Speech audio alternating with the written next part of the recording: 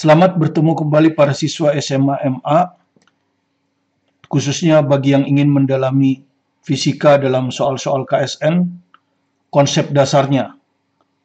Kita akan lanjutkan pembahasan kita seri KSN Fisika SMA MA dengan judul titik tumbukan, impuls, momentum, linear, dan rotasi. Ya, ini sudah beberapa konsep sudah kita jelaskan. Kita hanya mungkin akan ada ulangan di sini dengan soal OSP 2019. Diambil dari buku Supermaster KSN Fisika SMA. Ya. Soalnya seperti ini. Ya, saya tidak tulis soalnya. Soalnya ini diambil dari buku ini, ya. KSN Fisika Supermaster halaman 293. Ya, halaman 293 ini ya. Oke, soalnya seperti ini. Jadi gambar ini diketahui, ya, ini adalah sebelum tumbukan, ini sesaat sesudah tumbukan. Ya, gambar ini persis ya. Jadi ini ada di atas meja datar licin, seperti meja ini ya. Jadi persis seperti meja ini. Seperti ini ya. Oke, jadi kita anggap aja seperti ini ya. Ya, ini. Jadi kalau saya bacakan soalnya seperti ini. Gambar di samping memperlihatkan sebuah tongkat. Nah, ini tongkat ini ya. Ini tongkat. Masanya M, panjangnya L. Jadi panjangnya L, masanya M. Ya, di atas meja. Ya. Yang sedang bergerak tanpa rotasi. Jadi dia bergerak tanpa rotasi ya. Jadi bergerak tanpa rotasi. Dengan kecepatan V pada arah tegak lurus tongkat. Ya, jadi tegak lurus tongkat ini. Jadi maksudnya ini adalah tegak lurus tongkat. Ya. Dan Anda sudah tahu kalau kecepatan pusat massa ini kecepatan pusat massa, maka semua partikel akan sama memiliki kecepatan pusat massa. Ya. Dia belum berotasi, lurus saja dia. Gitu. Pada saat awal, ya pada saat awal, jadi mulai diamati T sama dengan 0, salah satu ujung tongkat tadi menyenggol ujung lancip sebuah benda. Sehingga sesaat setelah senggolan tersebut tongkat bergerak dengan tetap masih sejajar dengan tongkat sebelum senggolan. Jadi persis seperti ini ya. Jadi di sini ada titik gitu ya. Jadi kalau Anda lihat di sini ada titik. Jadi ketika ini bergerak, tak dia nyenggol ya. Nah, habis menyenggol ini dia tetap bergerak lurus. Tapi kecepatan pusat massanya berkurang menjadi 3V/4. Nanti ditanyakan berapakah kecepatan di ujung bawah ini yang dekat dengan titik senggolan dan ujung atas ini. Ya. Meja datarnya licin. Jadi meja ini licin, ya. Jadi tidak ada gesekan ya. Jadi ini batangnya ya. Batangnya bergerak gini, di sini nanti saat dia kena ujung lancip dia terus. Ya, jadi kena ujung lancip dia terus. Tapi kecepatannya berkurang. Tentukan kecepatan sudut omega tongkat sesaat setelah senggolan. Jadi berapa kecepatan sudut omega, ya? Jadi dia berotasi, sesaat setelah tumbukan dia berotasi. Berapa kecepatannya? Itu soalnya ya. Jadi kalau kita gambar ulang, jadi ini sesaat sebelum, jadi kecepatan omega yang ditanya ya. Ini sesaat sebelum tumbukan.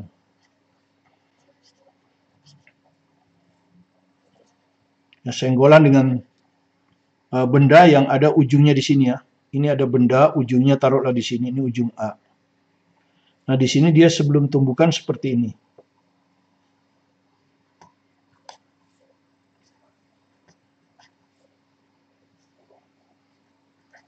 Ini pusat massanya ini kalau Anda mau tahu, ya. Sehingga kalau batang ini batang ini panjangnya L, maka dari ujung sini jaraknya L/2. Ya. Nah, pada saat dia bergerak begini, ya, ini masih belum berotasi, omeganya masih 0. Ya. Kemudian di sini dia menabrak kan? Ya, di sini dia menabrak. Di sini dia menabrak ujung ini. Nah, menabrak ujung ini dia terus. Nah, saat dia menyenggol ini, maka tentu di sini akan ada impuls ya. Impuls diberikan oleh benda A. ke benda, ya, di sini. Ada impuls ini. Ya, setiap senggolan atau tumbukan itu pasti ada impuls yang berlangsung singkat. Ya, impuls linear. Dan dia akan tegak lurus dengan bidang sentuh kan? Bidang sentuhnya kan ini. Ya. Nah, bidang sentuhnya ini vertikal, maka di ujung A ini akan ada impuls. Nah, akibatnya apa? Impuls ini kan artinya gaya dengan selang waktu yang singkat. Gaya ini tidak melalui pusat massa, sehingga dia akan menghasilkan kecepatan sudut, ya. Nah, akan menghasilkan kecepatan sudut. Berapa kecepatan sudut ini? Jika setelah tumbukan dengan ujung ini A, dia punya kecepatan masih tetap tegak lurus, cuma sekarang berkurang. Nah, pasti berkurang karena ini menentang 3V/4. Ya, ambil aja arah positifnya sesuai dengan kecepatan. Ke kanan ya, arah positif. Nah, di sini ada di petunjuk di soal itu bilang momentum sudut total di sekitar titik senggolan A kekal konstan selama senggolan. Jadi selama senggolan itu momentum sudutnya dianggap tetap. Oke. Jadi perhatikan saat batang ini menumbuk ujung A akan ada impuls linear. Akan ada impuls linear J, ya, yang diberikan titik senggolan, ya. Ini diberikan oleh titik senggolan. Diberikan oleh titik senggolan pada ujung tongkat A.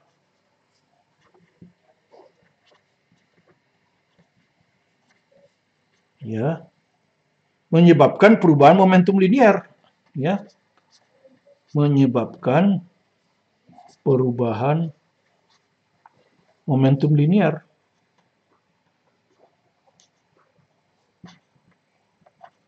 Ya, tentu pada pusat massa tongkat, ya. Pada pusat massa tongkat. Ya, kita sudah belajar teorema impuls momentum, kan? Kita sudah belajar teorema impuls momentum, ya. Di kelas 11, ya. Di kelas 11, ya. Jadi bagi yang kelas 10 harus belajar itu, ya. Teorema impuls momentum bahwa kalau impuls linear, itu konsepnya, ya. Impuls linear selalu akan menghasilkan perubahan momentum linear. Ya, akan selalu menghasilkan perubahan momentum linear. Ya, dan momentum itu adalah massa kali kecepatan. Ini besaran vektor. Massa kali kecepatan. Di sini vektornya hanya satu dimensi. Kalau ke kanan plus, ke kiri min, kan gitu. Jadi impuls linear ini anggaplah J. Gitu. Ini akan memberikan perubahan momentum, yaitu momentum akhir, jadi M kali V aksen, ya, momentum sesaat setelah tumbukan, yang ini, sesaat setelah tumbukan, di pusat massa, ya. V di sini V pusat massa. Dikurang, kurang itu karena perubahan, ya, selalu akhir kurang awal. Kali massa kali kecepatan awal. Nah, ini kecepatan awal ini. Ya, gitu. Nah, kecepatan awalnya ini V. Ya. Sebelum menumbuk itu V. Jadi J-nya akan sama dengan M. Kecepatan akhirnya ini 3V/4. Sedangkan ini M kali V. Ya. Dan ingat arah ke kanan plus. Ya. Sehingga V aksen 3V/4 ini juga dua-duanya positif. Nah, tapi impulsnya akan negatif. Ya. Negatif pasti itu. Anda lihat ini 3V ini jadi min MV/4. Ya, inilah impuls itu. Impuls linear, ya. Dan Anda lihat arah impuls itu negatif. Artinya dia ke kiri. Ya, karena kita ambil arah ke kanan plus, maka impulsnya ke kiri pasti min. Nah, ini. Sudah ketemu impulsnya, ya. Impulsnya sudah ketemu. Oke. Impuls sudah ketemu. Ya. Jadi impuls linear, ya, impuls linear J telah diperoleh. Nah, ya, yang menyebabkan kecepatan pusat massa berkurang.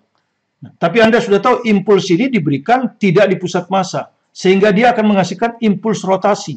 ya, dia akan menghasilkan impuls rotasi.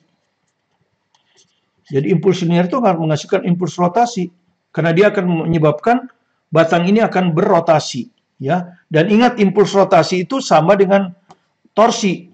Ya, torsi itu adalah lengan momen kali gaya. Maka impuls linier, impuls rotasi itu sama dengan R kali impuls linier. Ya, jadi sama. Di mana R ini adalah jarak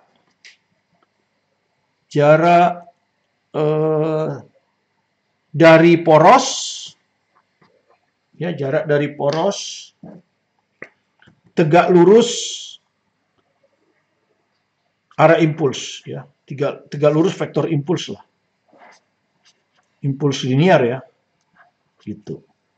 Itu impuls rotasi. Jadi impuls rotasi ini akan sama dengan R kali J, ya. Arah rotasinya searah jarum jam. Nah, ini arah impulsnya, impuls rotasi. Ya. Jadi impuls rotasi akan bekerja pada poros rotasi, ya. Akan bekerja pada poros rotasi. Ya, dan poros rotasinya di sini adalah pusat massa. Karena bebas. Ya, poros rotasinya ada di pusat massa. Dia akan mengubah. Ya, kalau impuls rotasi pasti akan mengubah kecepatan sudut. Kalau impuls linier merubah kecepatan linier, maka impuls rotasi merubah kecepatan sudut rotasi. Ya, kecepatan sudut rotasi. Tadinya 0, tadinya dia tidak berotasi sama sekali, menjadi omega. Inilah yang ditanyakan, menjadi omega. Ya, jadi impuls rotasi, teorema impuls momentum sudut, ya.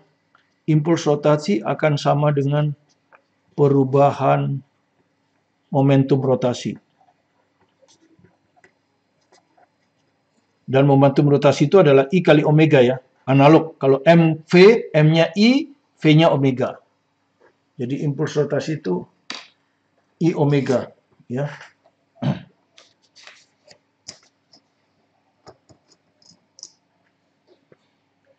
Oke, kita lihat impuls rotasi adalah R kali J.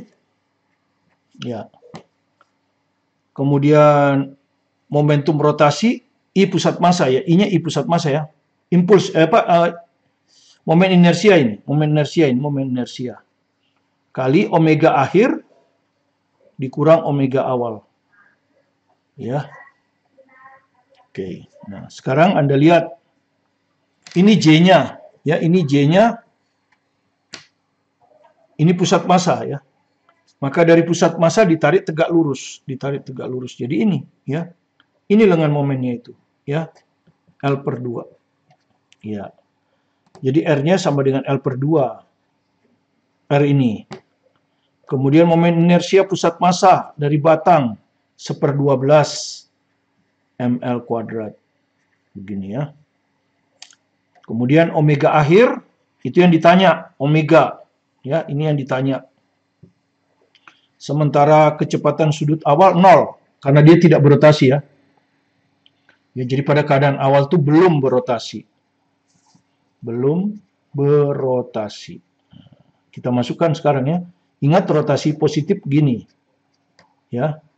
Sesuai dengan ini. Jadi kita ambil aja positif. Jadi kita masukkan, ya, R, L/2. J. Nah, J udah ketemu tadi nih. Ya, kita ambil positifnya aja, MV/4. MV/4. Ya, karena rotasinya kita bikin positif. Oke. Sama dengan momen inersia 1/12 ml². Kali omega akhirnya, omega yang ditanya, omega awalnya 0. Nah, seperti ini. 4 dengan 12, 3. Masanya bisa dicoret, ya, sebelah kiri ada, sebelah kanan ada. Masanya bisa dicoret 1. L-nya bisa dicoret 1. Oke. Jadi kalau kita hitung sebelah kiri sisa V/2. Sebelah kiri sisa V/2. Sebelah kanan L omega 3. L omega per 3. Nah, dari sini ketemulah omega itu. Ya, 3V per 2L. Nah, positif artinya searah jarum jam. Ya, sudah sesuai searah jarum jam. Udah ketemu pertanyaan A. Ya, jadi pertanyaan A sudah ketemu hasil. Jadi kecepatan sudut ini 3V per 2L. Oke. Pertanyaan B. Kalau kita baca di sini pertanyaan B ya, kita baca lagi. Energi kinetik total tongkat sesaat setelah tumbukan. Energi kinetik total tongkat ya. Energi kinetik total tongkat sesaat setelah tumbukan.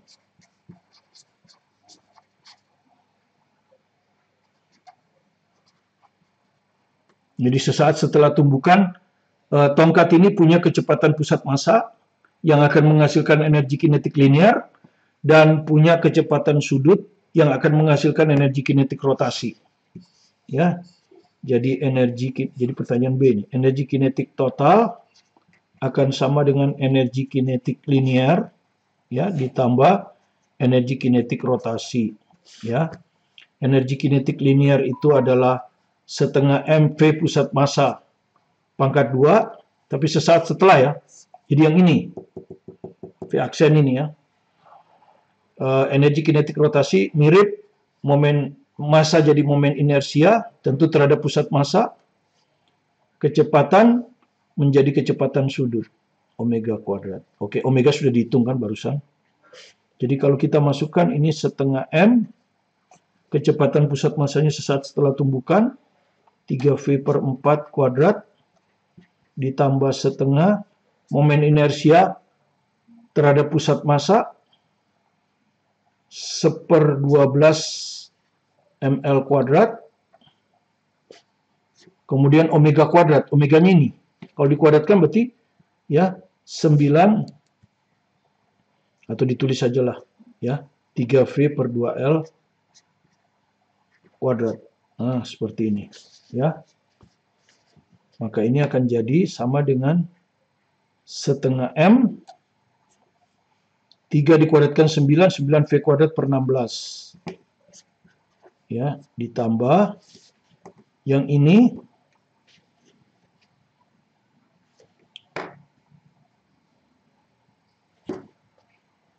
ada L kuadrat ya. Nanti ini kalau kita kuadratin L-nya juga hilang, sama-sama kuadrat. Oke. Jadi ini akan ditambah 3 dikuadratkan 9 ya. 9 mv kuadrat, 9 mv kuadrat per ya kan M 9V kuadrat 2 12 24 48 udah seperti itu ya. Oke, kalau kita lanjutkan ini sama dengan 9 mv kuadrat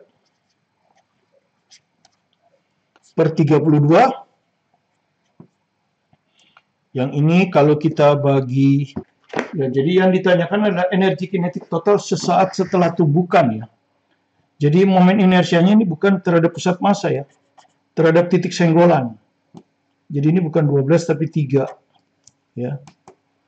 3, jadi kalau ini 3 kuadrat itu 9, ini 4 kali 6 ini 24 ya. Ya, jadi Anda lihat di sini ya. Kenapa energi kinetik rotasinya terhadap titik senggolan? Ya. Kan ini ada titik. Jadi setelah ini berputar, maka pusat massa ini berputar justru terhadap titik senggolan kan? Ya, dia berputarnya setelah dengan titik senggolan. Ya, kalau kita hitung energi kinetiknya harus energi kinetik terhadap A. Ya, karena ini justru dia berputar nanti terhadap titik senggolan kan di titik A. Kalau tadi kenapa terhadap pusat massa? Karena kita impulsnya di sini. Pusat massanya di sana sehingga dia akan menimbulkan rotasi terhadap pusat massa.